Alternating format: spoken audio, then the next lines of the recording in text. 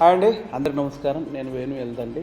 So రీసెంట్గా Gaddar awards ప్రకటించారండి. So all విన్నర్స్కి కంగ్రాచులేషన్స్.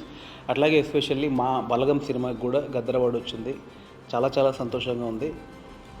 ముఖ్యంగా తెలంగాణ స్టేట్ గవర్నమెంట్కి ధన్యవాదాలు.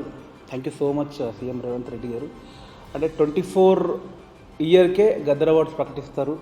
ఇంకా దాని ప్రీవియస్ సినిమాలన్నీ అయ్యో మాకు రాలేదు అని ఒక ఫీలింగ్ ఉండేది మాకు. బట్ లక్కీగా ఒక షాకింగ్గా 2014 నుంచి 24 వరకు 23 వరకు ప్రతి ఇయర్కి ఒక బెస్ట్ 3 మూవీస్ సెలెక్ట్ చేసి వాళ్ళకు కూడా అవార్డు ఇచ్చారు. సో ఎప్పుడైతే ఈ అవార్డులు ఆగిపోయి అక్కడి నుంచి మిస్ అయిపోయామే అనుకునే వాళ్ళందరికీ మళ్ళీ సాటిస్ఫై చేశారు.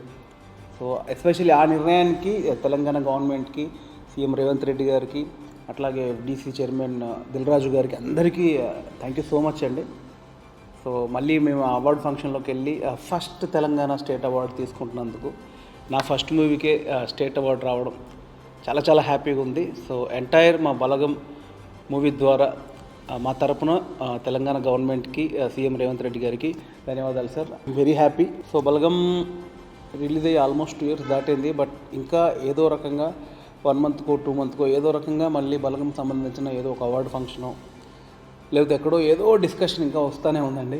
సో చాలా మెమొరీస్ కాదు, అసలు నాకు లైఫ్ టైం మెమొరీస్ ఇస్తూనే ఉంది బలగం. సో విడదీరాని బంధం అయిపోయేది నాకు బలగంతో.